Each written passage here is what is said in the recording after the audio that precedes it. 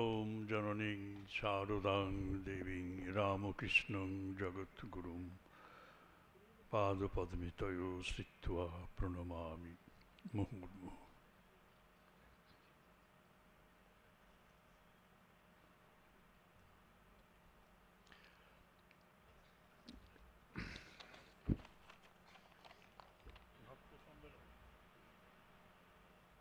হলদিয়া টাউনশিপের এই শ্রীরামকৃষ্ণ সেবায়তনের সহযোগিতায় এই ভক্ত সম্মেলন আয়োজিত। আমি উপস্থিত ভক্তদের আমার সন্নত মনের শুভেচ্ছা এবং প্রীতি শ্রদ্ধা ভালোবাসা জ্ঞাপন করি। এখানে উপস্থিত আছেন এই সেবায়তনের সভাপতি ডাক্তার দুর্গাপ্রসাদ মুখার্জি, সম্পাদক শ্রীকৃষ্ণপদ পাল, তাদেরকে আমার বিশেষ শ্রদ্ধা জানাই। দুটো বক্তৃতা আপনারা শুনলেন, মায়াধীশানন্দজি মায়ের উপর এবং ধর্মবিজ্ঞান ধর্মীয় গোঁড়ামির উপর ঠাকুর মা স্বামীজির, ঠাকুরের বিশেষ করে ঠাকুর এবং স্বামীজির ভাব অনুযায়ী ধর্মীয় গোঁড়ামির কী করে অপনোদন হয়, কী করে বিনষ্টি হয়, কী করে সেগুলিকে আমরা বর্জন করতে পারি এবং শুদ্ধ উদার ধর্মজীবনে প্রবেশ করতে পারি, তার একটা দিগদর্শন তিনি দিয়ে গেলেন। আমি এখন আপনাদের সামনে বক্তৃতা দেওয়ার জন্য আহুত হয়েছি শ্রী শ্রী রামকৃষ্ণদেবের অনুধ্যান। অথচ দুর্গাপ্রসাদদা আমাকে বললেন, এই টপিক ছিল আমার, যে তার দর্শন নিয়ে একটু বলুন। দর্শন নিয়েই বলা তার অনুধ্যানেরই একটা অঙ্গ। আমি আপনাদের দুটো কথা প্রথমে বলবো। একটা হচ্ছে, আপনারা ভক্ত, ভক্ত তো ঠিক তো, ভক্ত আপনারা। আচ্ছা, ভক্তের উল্টোটা কি হবে বলুন তো? কেউ বলতে পারবেন ভক্তের বিপরীত শব্দ?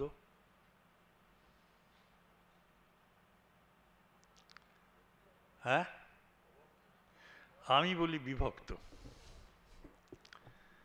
ভক্তের উল্টো হচ্ছে বিভক্ত। আপনারা এক হয়ে থাকবেন, বিভক্ত হয়ে থাকবেন না। ভক্তেরা সব এক। ভক্তের এই স্বরূপ আপনারা মনে রাখবেন, যে আমরা এখানে যারা আছি সব এক। তা এখন থাকতে লাগবে না, আপনারা সব এক। আপনাদের একটাই পরিচয়, যে আপনারা ভক্ত, এবং এই ভক্ত সত্তাকে উজ্জীবিত রাখবেন সব সময় ভক্তির দ্বারা, নিজেদের জীবনকে উজ্জ্বল করে, পরিশীলিত করে, কালিমা মুক্ত করে। এবং সে ভক্তি, তার সাথে জ্ঞানের বা কর্মের বা যোগের কোনো পার্থক্য নেই। এটি ঠাকুরের নির্দেশ। আমরা শুনছিলাম সুন্দর কথা, ঠাকুরের নিজের কথা উদ্ধৃতি দিয়ে সোমনাথদা বলছিলেন, আমাদের বহুদিনের পরিচিত দাদা, যাদবপুর ইউনিভার্সিটির ইঞ্জিনিয়ারিং সেকশনের প্রখ্যাত অধ্যাপক এবং ডক্টর আব্দুল কালাম আজাদ, আমাদের যিনি প্রেসিডেন্ট ছিলেন, তার খুব প্রিয় ছাত্র। তার কাছে উনি পিএইচডি করেছেন। সেটা একটা আলাদা মর্যাদা তার সঙ্গে যুক্ত হয়ে আছে। তা এবং তার আর একটা পরিচয় আছে, সেটা আমাদের কাছে তার সর্বোচ্চ পরিচয়। সে পরিচয়টা হচ্ছে, উনি মহাপুরুষ মহারাজ স্বামী শিবানন্দজির বংশের লোক, বংশের কুলতিলক। কিন্তু দুঃখের কথা এই যে উনি পিতৃবান। ওনার পিতা আছেন, কিন্তু ওই যে লিনিয়েজ, যে বংশলতিকা, সেটাকে উনি টার্মিনেট করে দিলেন। উনি অবিবাহিত।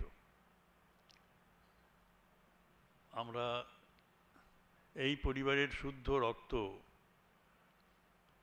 ওর পরে আর খুব বেশি পরিবাহিত হয়ে এই পৃথিবীকে পবিত্র করবে এরকম আর সম্ভাবনা দেখি না। তা উনি নিজের জন্য করেছেন। আকুমার ঠাকুরমা স্বামীজির ভাব নিয়ে আছেন, আমাদের বিশেষ শ্রদ্ধার পাত্র। এই পরিচয়টা জেনে আপনাদের আরও ভালো লাগবে। এবং উনি যখন আসবেন, উনি তো এখানকার পরিযায়ী পাখি নন, উনি একেবারে এখানকার প্রায় বাসিন্দার মতোই আপনার লোক। শুনবেন, মন দিয়ে শুনবেন, আনো কথা উনি বলেন না। আচ্ছা, আর একটা কথা আপনাদের আমি বলি, সেটা হচ্ছে যে আমরা যেন বিলাসবহুল জীবন যাপন না করি, আমরা যেন বৈরাগ্যকে একটু সঙ্গে নিয়ে থাকি। বিলাসিতা আসে, কিন্তু ভক্তের কাছে বিলাসিতাটা বিলাসিতাই। এবং সে বিলাসিতার ডেফিনেশনটা হচ্ছে এইরকম: বিষয়ে অত্যধিক ভালোবাসার নাম বিলাস। বুঝলেন? আর ভগবানের প্রতি ভালোবাসার নাম হচ্ছে বৈরাগ্য। এটুকু জেনে রাখবেন। আর তাহলে বলা যাচ্ছে যে দুটোতেই ভালোবাসা আছে, একটা বিষয়ের প্রতি, একটা ভগবানের প্রতি। তাহলে বিষয়ের ভালোবাসার মলিন অংশ হচ্ছে বিলাস, ভোগজীবন। ভালোবাসার মলিন অংশ ভোগজীবন, এবং ভালোবাসার বিশুদ্ধাংশ হচ্ছে বৈরাগ্য। সংসার থেকে একটু বৈরাগ্যবান হবেন, ওই দান ধ্যান করবেন। যে কর্ম করছেন সেই কর্মটাকে শুদ্ধ করতে হলে, কর্মটাকে শুদ্ধ করতে গেলে পরে কর্মের ব্যবহারটা আপনার দরকার, জানা দরকার। এটা হচ্ছে খুব বড় কথা। তাহলে এটাকে আরও অন্যভাবে, একটা সুন্দরভাবে বলা যায় যে আমাদের জীবনগুলো এরকম, যে বিষয়ের যখন অপেক্ষা করি তখনই বিলাস, এবং বিষয়ের যখন উপেক্ষা করি তখনই বৈরাগ্য। মনে থাকবে? বিষয়ের উপেক্ষা হচ্ছে বৈরাগ্য, বিষয়ের অপেক্ষা সেটা হচ্ছে বিলাস। বিলাস ব্যসন যেন আমাদের পেয়ে না বসে। এটা পেলাম না, এটা হলো না। আপনাদের ছেলে মেয়েরা তারা যখন নতুন জীবন যাপন করবে, বিবাহিত জীবন, তারা যেন একটা এইরকম পরিবেশের মধ্যে থাকে, বিলাসের মধ্যে না, বৈরাগ্যের ভাব নিয়ে।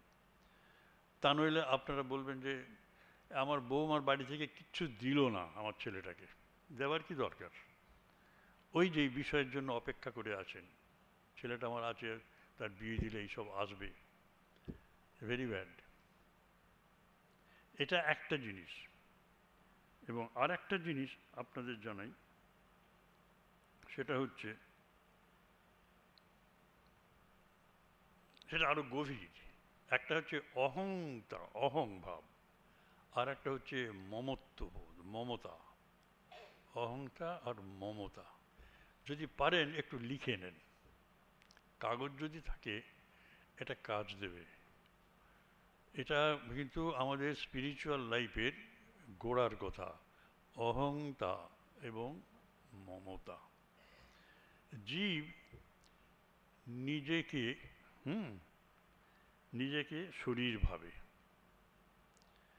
জীব নিজেকে শরীর ভাবে। হ্যাঁ, আমরা নিজেকে যখন শরীর ভাবি তখন অহংভাবে আক্রান্ত হই। আর জীব যখন শরীরকে নিজের ভাবে, দেখুন, জীব যখন নিজেকে শরীর ভাবে তখন অহংতা, অহং বুদ্ধি।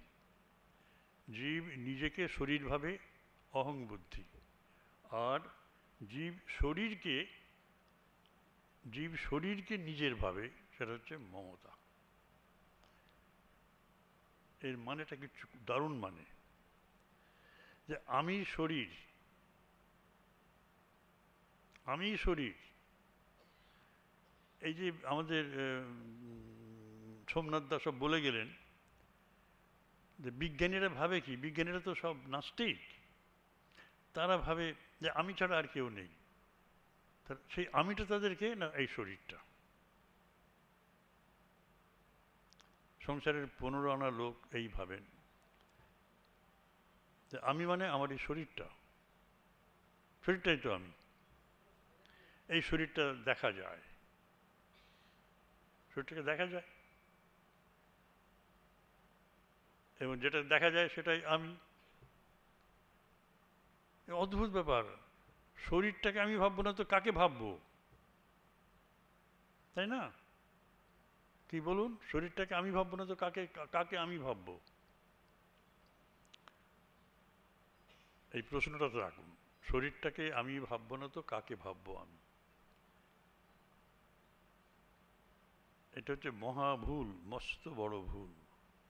এই অহংকার এটাই, আমি নিজেকে শরীর ভাবি, আমি নিজেকে শরীর। আমি আসছি এরপরে, কেন শরীরটাকে আমি ভাববো না?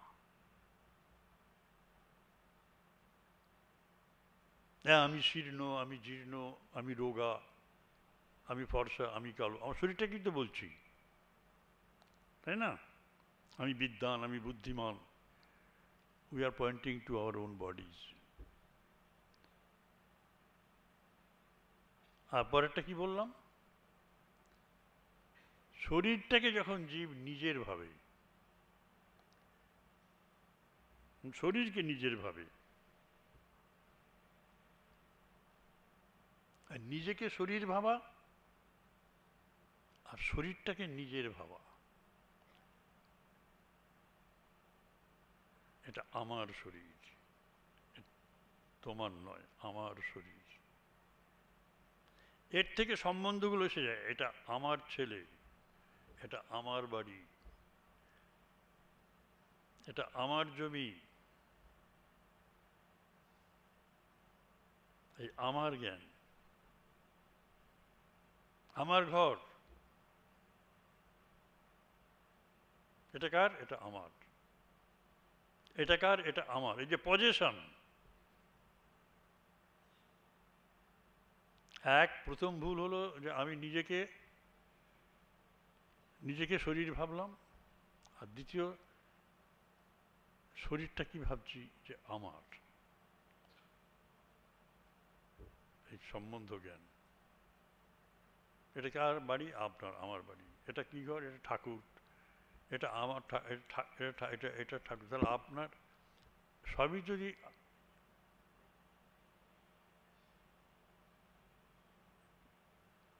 এইরকম হয়, তাহলে জীবন দুর্বিষহ হয়ে উঠবে। তাহলে আপনাদের বক্তব্যটা কি হবে, শুদ্ধ কথাটা?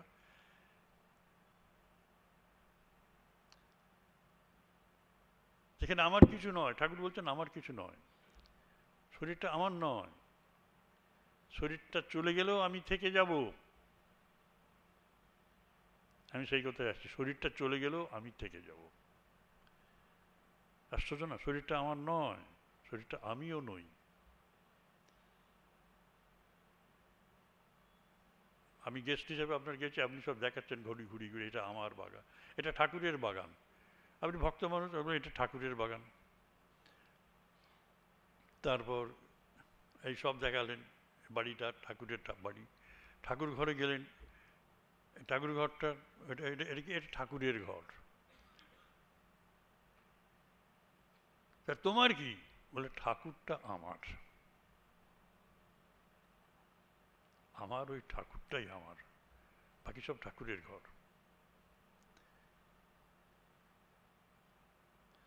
বিজ্ঞান আলোচনা করতে গিয়ে সোমনাথ দা একটা সুন্দর গল্প বললেন, বরফ গলে যায়, এ হয়। আচ্ছা, আপনারা যখন প্রথম কথামৃত পড়েন তখন দেখবেন প্রথম দিন মানে দ্বিতীয় দিন, প্রথম দিন তো সন্ধ্যেবেলা গেছিলেন, বললেন তোমার কিসে বিশ্বাস গো, সাকার না নিরাকারে? ঠাকুর জিজ্ঞাসা করলেন মাস্টারমশাইকে। মাস্টারমশাই বললেন, অনেক পরে বললেন, অনেক ভাবনা চিন্তা করে, মহাশয় নিরাকারে। কিন্তু তার আগে তিনি ভাবছেন যে ঠাকুর এই কথাটা কেন বললেন, যে ঈশ্বর সাকার না নিরাকার, এই সিদ্ধান্তটাই হলো না, আর আমাকে বলছেন তুমি কোনটা তোমার, কোনটাতে বিশ্বাস। তার অর্থটা হচ্ছে এই যে দুটোই সত্য। এটাই ঠাকুরের বিউটি, ঠাকুরের দর্শনের এটাই বিউটি, দুটোই সত্য। কিন্তু তোমার কোনটাতে বিশ্বাস তুমি বলো। দুটোই সত্য বলে, হ্যাঁ। তখন মাস্টারমশাই ভাবছেন,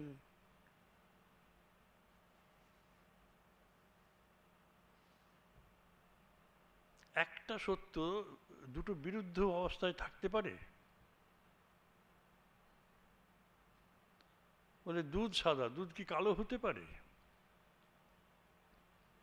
এইরকম নানান প্রশ্ন করছেন। ঠাকুর পরবর্তীকালে খুব সুন্দর করে বুঝিয়ে দিয়েছিলেন। কিরকম করে বুঝিয়ে দিলেন? এই যে আমাদের দেহটা, দেহটা তো সাকার, হ্যাঁ, দেহটা সাকার, এই জন্য দ্বৈতবাদ এসেছে। ভক্তের দেহ সাকার, ভগবানের দেহ সাকার। ভগবানের দেহ বিনাশ নেই, ভক্তের দেহেরও বিনাশ নেই। ভগবান বলে দিচ্ছেন, অবিনাশী তুমাং বিদ্ধি, আমাকে অবিনাশী বলে জানবে, আর নমে ভক্ত প্রণশ্যতি, আমার ভক্তের বিনাশ নেই। তাহলে ভক্তও থাকলো এই শরীর নিয়ে, ভগবানও থাকলো। তো তুমিও, তোমার যদি বিশ্বাস থাকে এই শরীরে, তো ঠিক আছে, সাকারে বিশ্বাস থাক। কিন্তু এটা ভেবো না যে এটাই একমাত্র সত্য। কেন নয়? না, তুমি যখন ঘুমিয়ে ঘুমিয়ে স্বপ্ন দেখো, তুমি তো বিছানায় পড়ে রয়েছো, তোমার বডিটা, তোমার শরীর বিছানায় পড়ে আছে, অথচ তুমি ঘর থেকে বেরিয়ে দিল্লিতে ঘুরে বেড়াচ্ছ বা কলকাতায় ঘুরে বেড়াচ্ছ, নানা রকম খাচ্ছ, নানা রকম লোক দেখছো, জিনিস দেখছো। তোমার কোন অংশটা বেরিয়ে গেছে? স্বপ্নটা কে দেখছে? আমি দেখছি। সে আমিটা কে? দেহ? দেহ তো পড়ে আছে ওখানে, বুঝতে পারছেন? তাহলে দেহটা না থাকলেও আমি থেকে যাচ্ছি, মন বেরিয়ে গেল। মন একটা জগৎ তৈরি করে সেটাকে ভোগ করছে বা কষ্ট পাচ্ছে।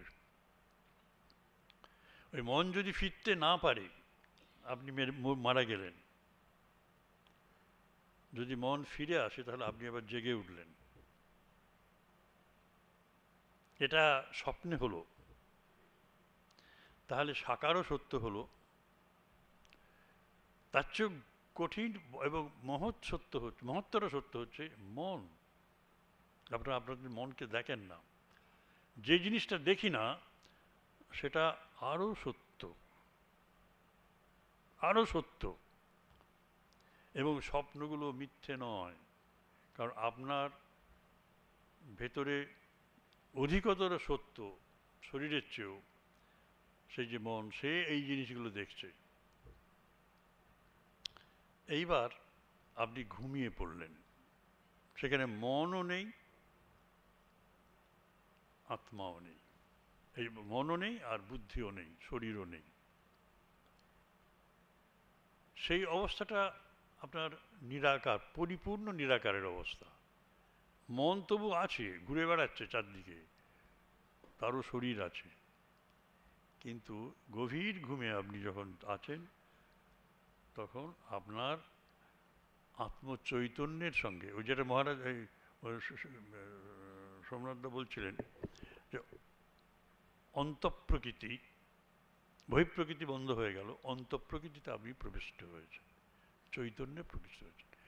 এইটুকু বিশ্বাস রাখুন যে আমার অস্তিত্ব শুধু জাগ্রত অবস্থাতেই যে শেষ হয়ে যাচ্ছে তা না, স্বপ্ন অবস্থাতেও আমার অস্তিত্ব থাকছে মনে, আর গভীর ঘুমে সেখানে আমার অস্তিত্ব থাকছে চৈতন্যে। তোমার চৈতন্য লাভ হোক বলছেন না ঠাকুর, চৈতন্য লাভ হোক। আমি একটা আর্টিকেল লিখেছি, এখানে পড়ে দেখবেন, চৈতন্য হও না চৈতন্য লাভ করো। চৈতন্য হও যখন বলা হচ্ছে, তখন তোমার ভেতরে তুমি তো চৈতন্যবান হয়েই আছো গভীর ঘুমে, সেটাই হয়ে যাও। আর প্রাপ্ত হওয়া মানে সেটা আমার থেকে আলাদা। যাকে আমি ভালোবাসি সে আমার থেকে আলাদা, কিন্তু যাকে আমি জানি সে আমি। বুঝলেন? সে আমি। সেই জন্যই দ্বৈতবাদটা কিন্তু দ্বৈতবাদটা কিন্তু ভক্তিবাদ যেটাকে বলা হচ্ছে, সেটা কিন্তু ওই জ্ঞানের সঙ্গে পাল্লা দিয়ে উঠতে পারে না। এটা আপনাদের জানালাম। সুতরাং একই সত্য, সত্য সাকারও হতে পারে, নিরাকারও হতে পারে, আরও কত কি হতে পারে। তা আমাদেরই তো অস্তিত্ব নিয়ে আমরা ব্যাখ্যা করে দেখতে পারি। যখন জেগে আছি তখন আছি, এবং যখন শরীর ছেড়ে চলে গেলাম, এই শরীর আবার অন্য শরীর গ্রহণ করবে কর্ম এবং জ্ঞান অনুসারে। ব্যাস, এই আমাদের তত্ত্ব। এই শ্রীরামকৃষ্ণ দর্শন, এটা মনে রাখবেন যে সবই সত্য। দেহ নিয়ে যখন দেহের কথা হচ্ছে তখন দ্বৈতবাদ, মনের সঙ্গে যখন মনের আলোচনা হচ্ছে তখন রামানুজাচার্যের বিশিষ্টাদ্বৈতবাদ, সেটাও সত্য। আর যখন অদ্বৈত তত্ত্ব আলোচনা হচ্ছে শুধু আত্মাকে নিয়ে, আত্মা আমার ভেতরে আছেন, তাকে কি করে জাগ্রত অবস্থায় জানতে পারবো, সেটাই রঙ্গনাথজি বলে দিলেন। সোমনাথদা বললেন আপনাদের যে ভালোবাসা, তোমার ভেতর, আপনার ভেতরে ভালোবাসা থাকলে সেটাকে চারদিকে ছড়িয়ে দেন। কি করে ছড়াবেন? কি করে ছড়াবেন? মেডিটেশনের মধ্য দিয়ে, আর ইনওয়ার্ডলি অন্তর্জগতে মেডিটেশন, ধ্যানের মধ্য দিয়ে। ঠাকুর করে ধ্যান করতে বসেন, চোখ বুজে দেখবেন যে আপনি আর ঠাকুরকে দেখছেন আলোর স্বরূপ। চোখ বুজে অন্ধকার দেখছেন না, আলো দেখছেন, আলো রূপে তিনি জল জল করছেন। আর গভীর ঘুমে যে অবস্থায় চলে যান, সেই অবস্থায় বসে থাকলেন, চৈতন্যবান হয়ে গেলেন। এটা হয় সম্ভব তখনই যখন আপনার কাজগুলো outwardly by work serving others in a spirit of sacrifice. সেই জন্য ঠাকুরের মূল কথা হচ্ছে যে শুদ্ধ কর্ম শুদ্ধ মন জন্ম দেয়, শুদ্ধ মন শুদ্ধ বুদ্ধির জন্ম দেয়, আর শুদ্ধ বুদ্ধি শুদ্ধ আত্মা দর্শন করায়। সুতরাং কাজটা, বাইরের যে কাজ আপনি যা করছেন, জীবিকা, সেখানে যদি অসৎ উপায় অবলম্বন না করেন, বুদ্ধদেব বলছেন সম্যক আজীব, শুদ্ধ জীবিকা চাই। ঠাকুরও বলছেন এখানে শুদ্ধ কর্ম তুমি শুরু করো। শুদ্ধ কর্ম শুদ্ধ বুদ্ধির জন্ম, মনের জন্ম দেয়। মনটা শুদ্ধ না হলে তো শুদ্ধ বুদ্ধি আসবে না, বুদ্ধিটি প্রতিভাত হবে আত্মচৈতন্য। অর্থাৎ যেটা রঙ্গনাথনজি বললেন, সোমনাথবাবু বললেন উদ্ধার করে, তার মূল কথাটাই হচ্ছে খুব সহজ এবং সরল। শুরু করো বাইরের জগতে কাজকর্ম দিয়ে, শুদ্ধ কর্ম করে। জীবিটাকে শুদ্ধ না করলে পরে আপনি যদি ওই বিলাসের মধ্যে মত্ত থাকেন, তাহলে আপনি আপনার স্বামীকে বলবেন, আরে তোমার যা ইনকাম তাতে তো আমার সংসার চলছে না, এটা চাই আমি, ওটা চাই, সেটা চাই, সেটা চাই, তুমি ইনকাম আরও বাড়াও। বলে আমি বাড়াবো কী করে? বলে ওভার টাইম করো, আর একটা পার্ট টাইম জব করো। এরা অবিদ্যা স্ত্রী, নিজেরা নিজেদের সমাজ বাড়িটিকে সুন্দরভাবে ম্যানেজ করতে পারছেন না, স্বামীকে সবসময় উত্তেজিত করছেন যে যাও যাও কাজ করো কাজ করো। স্বামী তখন 2 নম্বরই বলে আমি ঠিক আছে আমি কিছু, আজকে আজকে সমাজ জীবনটা দেখছেন তো, সমাজ জীবনটা দেখছেন তো যে ইমোরাল অ্যাক্টিভিটিসে ভরে গেছে এবং কর্ম অশুদ্ধ হয়ে গেছে, সকলের কর্ম অশুদ্ধ হয়ে গেছে। এই গড়াতে গলদ, শেষ রক্ষা হয় না, একেবারে অব্যর্থ। যদি অসৎ উপায়ে অর্জিত অর্থ সংসারে খরচ করা হয়, সে সংসারটাও ভালো হয় না, উচ্ছন্ন যায়, সে সংসারে কল্যাণ নেই। সেজন্য ভক্ত হিসেবে আপনাদের সাবধান হতে হবে যে আমি বিলাসে মত্ত হতে চাই না, আমি বৈরাগ্যকে সঙ্গে নিয়ে বড় হতে চাই। আমার জীবনের উদ্দেশ্য আমার এই শরীরবোধ এত তীব্র, এর চাহিদা মেটাতেই আমার সমস্ত শক্তি ব্যয়িত হয়ে যাচ্ছে না। আমি এটা বুঝে নিয়েছি, আমাকে আরও সংযত হতে হবে, ভোগ জীবনে আমাকে জ্যোতি টানতে হবে, দাঁড়ি টানতে হবে, এবং ত্যাগ জীবনের প্রতি, বৈরাগ্যের প্রতি আমার আকর্ষণ বাড়বে। সুতরাং কথা একটাই, কর্মটাকে শুদ্ধ করুন। সেই কর্ম শুদ্ধ হবে যদি কখনো আপনারা ভেবে থাকেন যে কর্মকেও ভালোবাসা যায়, যায় কিনা একটু দেখুন না। কর্মকে ভালোবাসলে পরে সেই কর্মটা করার জন্য আপনারা ছটফট করে যাবেন সেখানে। ভালোবাসার পাত্র আপনি যদি শিক্ষিকা হন, তাহলে ছাত্রীরা, তারা আপনার নিজের মেয়ের মতো, তাদের কাছে যাবেন। আপনি যদি ব্যাংকের কর্মী হন, তাহলে যারা ক্লায়েন্টরা আসেন তারা আপনার ভালোবাসার পাত্র পাত্রী, সেখানে যাবেন। যে মা কাজ করেন অফিসে বা স্কুলে, সেই মা বাড়িতে রান্নাবান্নাও করেন। রান্নাবান্না যখন করেন তখন তিনি কর্তব্য করেন না, ভালোবাসার দ্বারা অনুপ্রাণিত হয়ে তার নিজের ছেলে মেয়ে স্বামী শ্বশুর এদের জন্য রান্নাবান্না করেন। তার জন্য তার কোনো আর্থিক উন্নতি হয় না, তার জন্য কোনো তার মানসিক বৈকল্য আসে না, তার জন্য কোনো তার মানসিক ক্লান্তিও আসে না। তিনি সংসারের সব কাজ গুছিয়ে স্কুলে গেলেন, 10টা-5টা ডিউটি করলেন, চলে এলেন। সেখানে যে কাজটা করলেন সেটা ডিউটি হয়ে গেল, সেটা ডিউটি হয়ে গেল।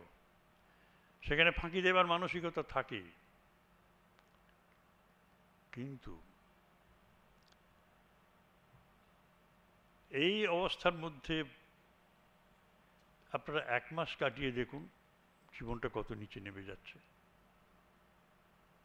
হয়তো একদিন হেডমিস্ট্রেস বললেন, সবিতা তুমি একটু থেকো তো 5 মিনিট কি 10 মিনিট 5টার পর। বলে না না আমি থাকতে পারবো না, আমি 10টায় এসেছি, 5 ঘন্টা 8 ঘন্টা থাকলাম, 6 ঘন্টা 7 ঘন্টা আমি পাচ্ছি না, আমি ক্লান্ত হয়ে গেছি।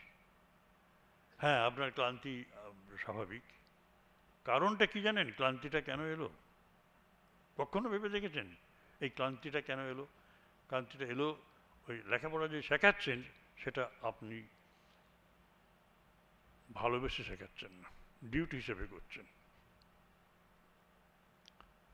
আপনি ফিরে এলেন, 15 মিনিট পরে ফিরে এলেন, উনি বললেন ঠিক আছে তুমি যাও সবিতা। বাড়িতে এসে আপনি আবার সেই রান্নাবান্না করছেন, এ করছেন সে করছেন। আপনি তো ক্লান্তি আছে বলে আপনি ঘুমোতে যাচ্ছেন না, আবার বাড়ির কাজকর্ম করছেন, অতি ক্লান্তি নষ্ট হয়ে যাচ্ছে, অতি আপনি আবার ফ্রেশ হয়ে যাচ্ছেন। কর্ম কখন আমাকে ফ্রেশ করে, কখন আমাকে ক্লান্ত করে? যখন আমি ডিউটি করি আমাকে ক্লান্ত করে, যখন আমি ভালোবাসি কাজ করতে মানে কি, যাদের জন্য কাজ করছি তাদের ভালোবাসি, সে কাজ আমাকে মুক্ত করে, শান্তি হলো। সুতরাং এই জীবন দর্শন ঠাকুর আমাদের দিয়ে গেছেন, এটাই সেবা যোগ। এটা কি বলা হচ্ছে? সেবা যোগ। কর্মযোগ হচ্ছে সেবা যোগ অনেক ভালো। আপনার ডিউটিটাকে ভালোবাসুন, ভালোবাসার দ্বারা সিক্ত করুন দর্শন। একটা ছোট্ট একটা রিভিউ আপনাদের সামনে একটু দিয়ে যাই। দেখুন, ঠাকুরকে অনুধ্যান যখন করছেন, এই যে আমরা বলি ঠাকুর সর্বধর্মের সমন্বয় করে গেছেন, এই করছেন, দেখুন কি করছেন, তার সাধনকাল এটা আমরা কেউ পড়ি না তো। একটু লীলা প্রসঙ্গ খুলে কেউ যদি একটু বিশ্লেষণ করে পড়েন, তাহলে একটা অদ্ভুত জিনিস পাবেন, বুঝলেন? দেখা যাচ্ছে যে 1856 থেকে 1857 এই সময়টা, এক বছর তিনি মা কালীর পুজো করতে করতে মা কালীর সাধনা করলেন।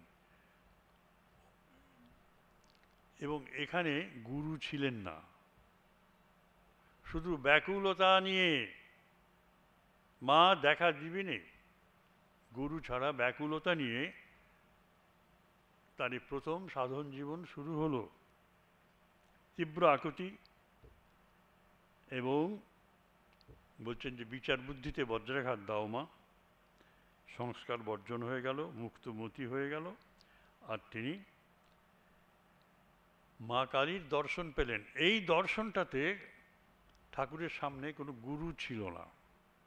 প্রথমে আলো রূপে দেখলেন, তারপরে মা তার সাথে খেলে খেলে বেড়াতেন, ঘুরতেন, মায়ের নির্দেশ অনুসারে কাজ করতেন, এবং কেউ কখনো বুঝতে পারেননি। কী রে বাবা, পাগল হয়ে গেল নাকি? গুরু ছাড়া শুধু ব্যাকুলতা সহায় তার এই দক্ষিণেশ্বরে ভক্তি সাধনা হলো, কালীর দর্শন পেলেন। এরপরে মহাবীরের সাধন 1857 সালের শেষের দিকে, এবং সীতা দেবীর দর্শন হলো, এবং তার অহংকার নাশ হয়ে গেল। দাস মিটে অহংকার নাশ হয়। যে অহংকারের কথা বলছিলাম, যে নিজেকে শরীর বলে ভাবি। এরপর 58 সালে হঠযোগের সাধনা করলেন এবং বললেন যে হঠযোগ কলিতে নয়, কলিতে অন্নগত প্রাণ, আহার বিহারের নিয়ম রক্ষা করতে হয়, নেতি ধৌতি করতে হয়, সব হঠযোগ করেছেন। তারপর 1860 থেকে 4 বছর 63 পর্যন্ত তন্ত্র সাধনা করলেন। ভৈরবী ব্রাহ্মণী এলেন, জানেন, সেখানে 64 প্রকার বৈষ্ণবতন্ত্র, 64 প্রকার শাক্ততন্ত্র। অমানুষিক ব্যাপার, অমানুষিক। এইগুলি ভৈরবী ব্রাহ্মণী সব তাকে যোগেশ্বরী করালেন। এবং দেখলেন যে মাতৃভাব অতি শুদ্ধ ভাব। এই তন্ত্র সাধনা করতে গিয়ে দেখলেন যে স্ত্রীভাবে মধুরভাবে তন্ত্র সাধনা নয়, এ মাতৃভাবে সাধনা। তারপর 64 সালে কর্তা ভজা সাধনা, কর্তা অর্থাৎ গুরুকেই ঈশ্বর বলে সাধনা, এটা হলো তার কাছে। ধীরে ধীরে ধীরে ধীরে এইসব এলো। তারপর 67 সালে বাৎসল্যভাবের সাধনা, রামলাল জটাধারী এসেছিলেন, বালক মূর্তি, পিতলের মূর্তি, তাকে চান করাতে যেতেন, তিনি চান করতেন, সে গঙ্গার জলে লাফাতেন। মানে তিনি জীবন্ত হয়ে উঠতেন। এবং এই সময়টি ছেলেরা আসতে শুরু করলো। এই বালক মূর্তি রামলাল একে অবলম্বন করে যুবক ছাত্ররা, কিশোর ছাত্ররা সব আসতে শুরু করলো। কিন্তু ভৈরবী ব্রাহ্মণী যখন দক্ষিণেশ্বরে আছেন, তখনই বেদান্ত সাধনার ব্যাপারটা এসে গেল। তোতাপুরীজি এলেন এবং 1864 থেকে 1867 এই 4 বছর কি নিরলসভাবে তার সাধনায় কেটেছে।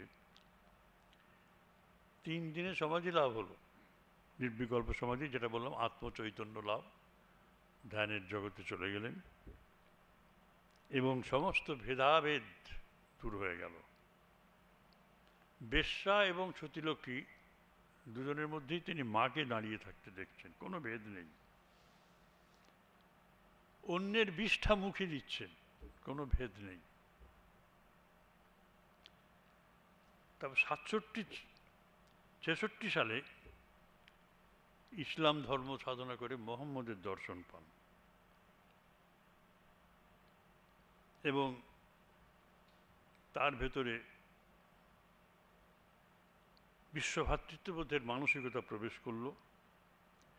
67 সালে মহাবীর জৈন ধর্মের প্রতিষ্ঠাতা, তার দর্শন হয়। মুক্তির উপায় জীবে দয়া। 68 সালে ভগবান বুদ্ধের দর্শন লাভ হয় জানবাজারে।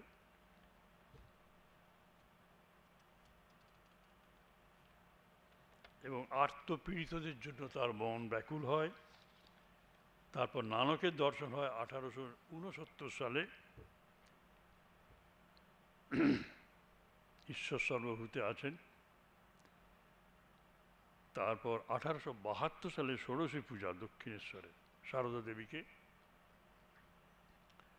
ত্রিপুরা সুন্দরী এবং জগন্মাতার একটি রূপ, নারী জাগরণের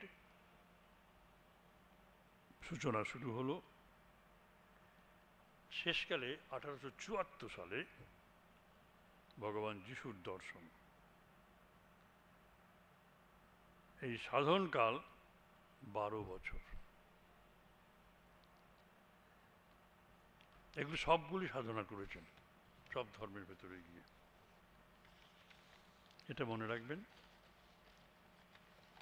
আর এর মধ্যে সবচেয়ে বেশি গুরুত্বপূর্ণ হলো তোতাপুরীর কাছে অদ্বৈত তত্ত্বের সাধনা করা। এটা কেউ করতেন না।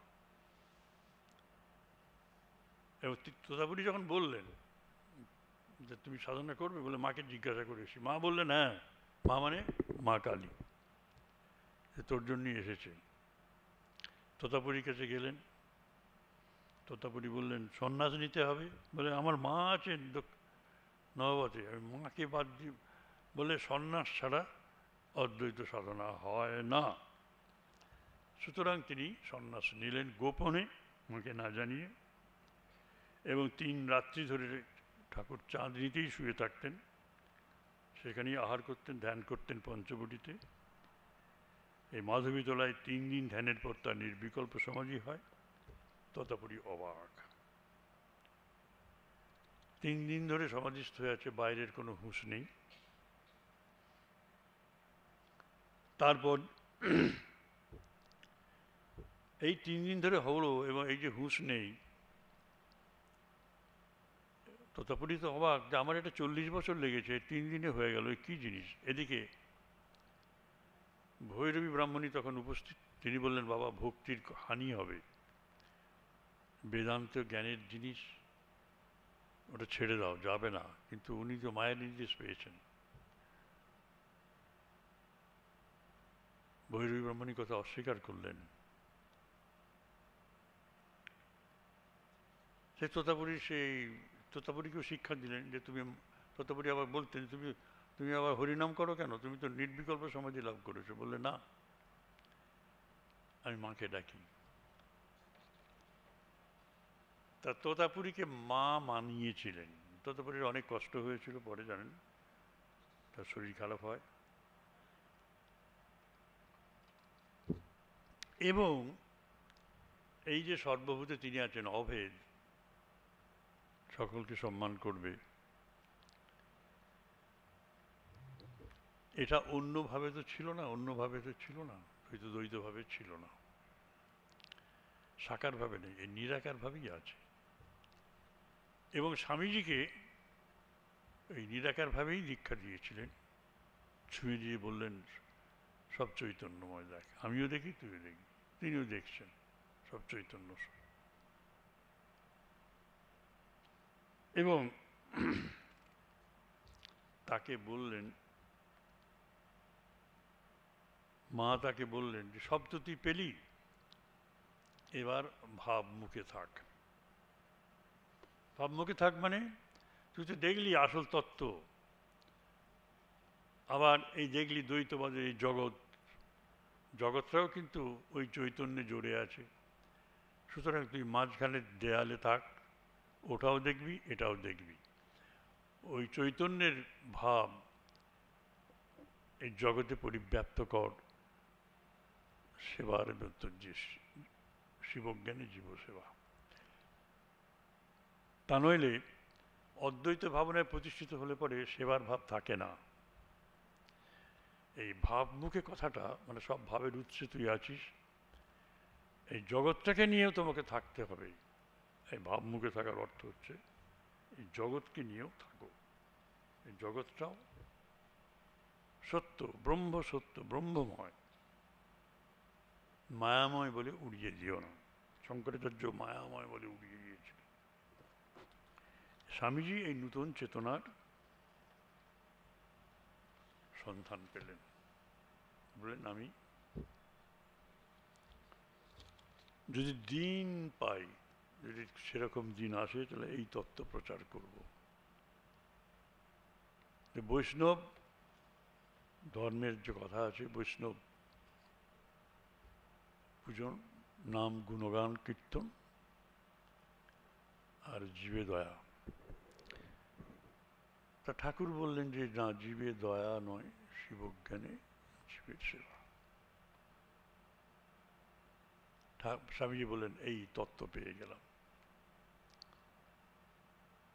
শিবজ্ঞান হয়ে গেছে, সকলের মধ্যে শিব আছেন, চৈতন্য ভাবমুখে। একটা কথা আপনাদের বলি, শেষ করি, সেটা হচ্ছে খুব সহজ, যে বৈষ্ণব ফিলোসফিতে বলছে যে ঈশ্বরের নাম গুণগান করো। আপনারা যারা দীক্ষিত তারা নাম গুণগান করেন, জপ করেন, নাম করেন, করেন তো। আর বৈষ্ণব পূজন, ভক্ত সেবা, আজকে ভক্তদের সম্মেলন, ভক্ত সেবা হবে, ভক্ত সেবা হবে। আপনারা যারা মায়েরা আছেন, আপনার পাড়া প্রতিবেশী যারা ভক্ত, আপনার ভক্ত যারা, মানে ঠাকুরের ভক্ত যারা, তাদের নিয়ে উৎসব করবেন বাড়িতে, কীর্তন হলো, গান হলো, একটু খাওয়া দাওয়া হলো, এইরকম সেরিমোনিয়াসলি যদি নাও হয়, ভক্ত বৈষ্ণব পূজন, বৈষ্ণব মানে কারা? বিষ্ণুর যারা ভক্ত তারা বৈষ্ণব, তেমনি আপনার ঠাকুরের ভক্ত, সুতরাং বৈষ্ণব সেবা মানে হচ্ছে ভক্ত সেবা। ভক্ত সেবা আপনারাও করবেন, আর নাম গুণগান করবেন, আর শিবজ্ঞানের জীব সেবা করবেন। অর্থাৎ কর্মটাকে শুদ্ধ করতে হবে, তাহলে জীবন সুন্দর হয়ে উঠবে। তা ঠাকুর বললেন যে শিবজ্ঞানের জীব সেবা, বৈষ্ণব পূজন, উনি বললেন জীবে দয়া নয়, এটাকে রিপ্লেস করলেন শিবজ্ঞানে জীব সেবা। তার মানে বাকি দুটোকে তিনি রেখে দিয়েছেন, বুঝলেন? যে প্রথম দুটোকে তিনি রেখে দিয়েছিলেন ঠাকুর, এটা যেন না ভুলে যান। বৈষ্ণব পূজন অর্থাৎ ভক্তের সেবা আর নাম গুণগান, ওটা করতে হবে। তার উপরই এক্সট্রা হচ্ছে রিপ্লেসমেন্ট হলো জীবে দয়া নয়, শিবজ্ঞানে জীবে। তা আমরা ওইটাই ধরে রেখেছি যে জীবজ্ঞানের সেবা করি, বাকিগুলো করতে বলেনি ঠাকুর, বলবো করবো না। বাকিগুলো সম্বন্ধে ঠাকুর নীরব ছিলেন, কারণ ওগুলো অ্যাপ্রুভ করা হয়ে গেছে। You have to take it that way. জয় মা।